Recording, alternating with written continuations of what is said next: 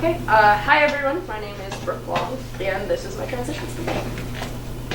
So, I guess the beginning, let's start with when I was born. I was born in March 13th of 2001, not here on the island, but I say I'm an islander anyway, because I've kind of come to my roots here and found out who I was. So, I was named after water, but I don't in fact run. I've always been infatuated, as many of you guys, with nature. As you can see, I'm totally floored to meet this goat right here. That was at the Blue Hill Fair, and that was one of my favorite places, as well as Newbury Neck Beach, my Uncle Perry's lobster shack. I found myself naturally drawn to the water. My parents also used to read a lot of books to me. I didn't talk until the age of 2, but when I did, apparently I spoke full sentences. I don't know what exactly I would speak full sentences about, but there's that. They haven't been able to shut me up since, so something that I found that my parents really loved to do was document things. So one day when I think I was 12, I found an entire box of 35mm negatives in a closet, and I went through all of the prints and all of the negatives. So I guess as I grew up, I became very infatuated with images. So that leads me to my mentors. This right here is my mom, and this is her father, who is also my grandfather. My journey with photography didn't really begin with me. My mom, Tanya, and my grandfather, Clarence, were aficionados before I was even born. There are tubs full of old photos from my childhood, like I said, but there are hundreds more that I found in other tubs about him and his 4 kids, one of them being my mom. She was the youngest. My grandfather was a milkman for the Hancock County Creamery, so my mom used to also take pictures in any little place, and I don't even know if that was her garden. It might have been, but she made a lot of friends with the town kids and stuff, and I think they used to bond over just the lives of the children back then. And I think she probably, yeah, she does have pictures. Like, there are pictures that, like, we don't even know who's in them because they're just area kids that she got to visit. So this leads me to my journey with photography. It started with the GE Power Pro, which was, at the time, the cheapest camera that Walmart offered. So I sold my childhood swing set for this, so it was almost as if I traded one childhood adventure for another. So I couldn't really do much with this camera except little minuscule images, but it helped open doors for me to the Nikon D3200 2 years later. This camera opened avenues for me, not only in photography, but in film, because I realized that YouTube was a thing.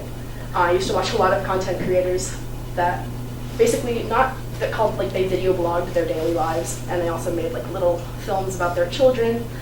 So I figured out that I could do that too. I didn't have children, but I had adventures. So I would make little poetry videos, and I also made some like advice videos, and I used to post those. I amassed a whopping 15 subscribers in the couple of months I did it. I checked back on that yesterday, and it turns out I now have 48. I don't know what those 33 people are thinking. This is also the camera that I took with me to Montana in 2016, I think, and that's something I'll talk about later. So in 2016, I came into contact with my current camera, the Canon EOS 70D, the camera regularly used by one of my favorite content creators, Casey Neistat.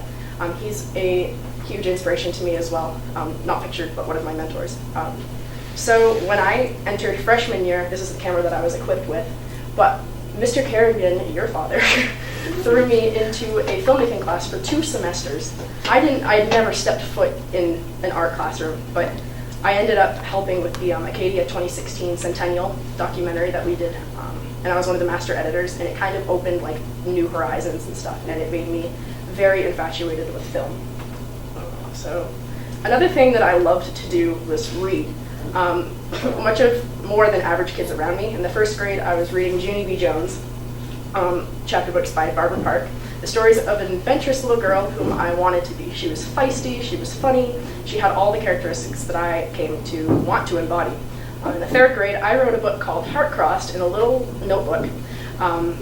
My best friend decided she thought it would be fun to write the same book, so as my little entrepreneur self, I thought that was my first run-in with copyright and plagiarism. I never once filed a lawsuit. I should have. So in the 6th grade, I read The Fault in Our Stars by John Green, and I read it 5 times. And then when I went to see the movie, I cried because it wasn't exactly like the book.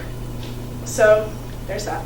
So this led me to what I thought I could do. So 13-year-old me had quite the vision. My ELA teacher and my father mostly were egging me on to write more, but I found that I didn't really love writing for other people. So I thought it was just something that I should do by myself. So photography had always been a passion, but once again, the market's not very forgiving. Like, unless you're like a wedding photographer in a very small area, the employment opportunities are not as large. So I thought how I could combine my love for filmmaking and writing, and I thought about journalism. This was something I didn't know much about, but I figured I would get involved in making videos to see how I liked editing. The truth is, I'm not poised, nor am I sophisticated, so I didn't really know if that was the avenue for me, but I figured I would try it out anyway.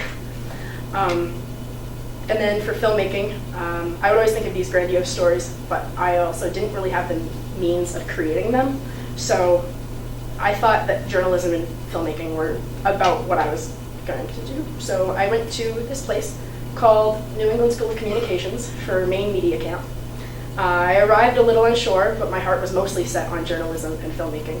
I knew I loved video, and I arrived, I met a large group of people that were very similar to me, and I got to hear a lot about where they were from, so I made a lot of friends here, and I also learned a lot from this man named Larry Ayotte. He was the photography professor or director at New England School of Communications.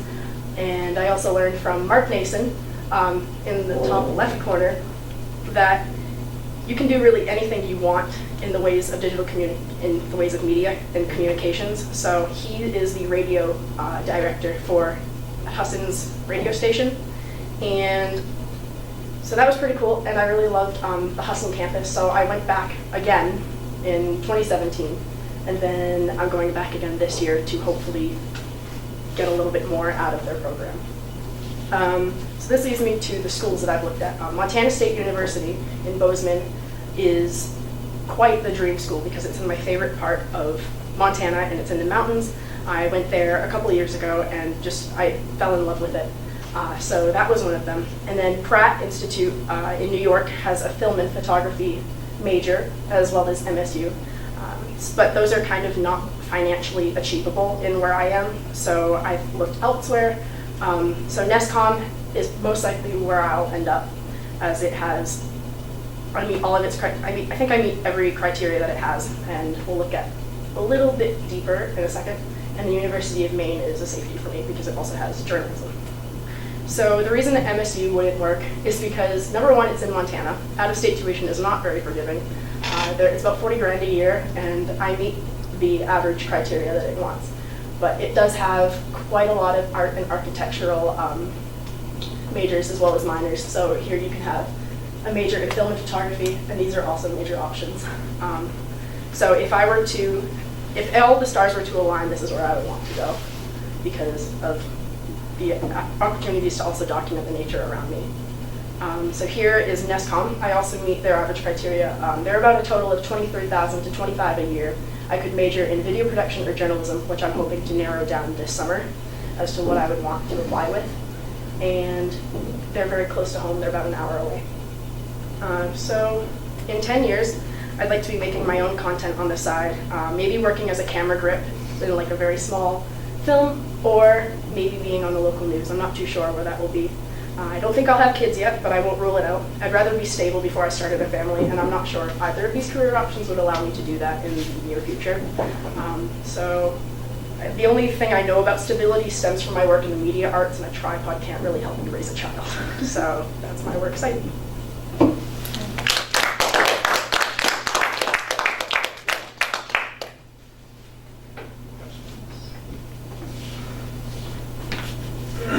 Do you have any idea or like where you want to live in 10 years? I think it'd be fun to just pack up all my stuff and actually just kind of travel instead of setting down permanent roots anywhere. Rachel? What type of videos do you want to make? I want to make documentary-based things based on my work with the Acadia Centennial film. I really like documenting nature, but also the people around me. So there's that. Can you explain Acadia 2016? I mean, I don't think any of us, maybe that's not true, maybe I'm just the only person in the room who hasn't seen any content from that at all. Okay, so yeah, my freshman year, Charlie Johnson and Jeff Zingman ran a documentary-based style film class, and we were to create for the park a centennial film about the park and the things you can do in the park. It's up on the school's YouTube channel. But Teddy Geary and I also worked as master editors, and I worked with a lot of people to create like little snippets and stuff. There were some about families using the park and also about the park in general. So, did you make a film? I made it with a lot of other people. What was the content, and like what would we see if we were to look at it? So basically you would see just the first part of it is about a family using the park in day-to-day life, basically just like hiking in the park, and then there's some about bike riding, and there's just a lot about the activities that they offer as well as the tourism. And yeah. So it's kind of like a promotional video? Yeah. Does the park use it? I'm not sure, but it is shown on, it was shown last year, I think, on the channel that's always running here that the announcements are broadcast on. They showed it in the visitor center during the year of the centennial at like the AKA Park Visitor Center. That was really cool. Yeah. Why is University of Montana your dream school? Because I took a trip to Glacier National Park a couple of years ago, and I just like, I fell in love with the vastness as well as all of the inspirational opportunities that I could have to create content. I really love traveling as well, so University of Montana would kind of put me in the thick of it. Which campus? Do you know? Bozeman. Bozeman, okay, because there's several, right? Yeah. Okay. Have you explored any of the like other options out west, kind of, you know, like through that region? Not really, because I've seen like the out-of-state tuition isn't like great given that, but also like traveling out there for a college visit isn't really applicable to me. Yeah. But yeah, I've definitely thought about it. Do they offer scholarships? I'm not sure. I haven't looked into that far. It might be worth applying. Maybe, yeah. If they offer you money, Yeah. right?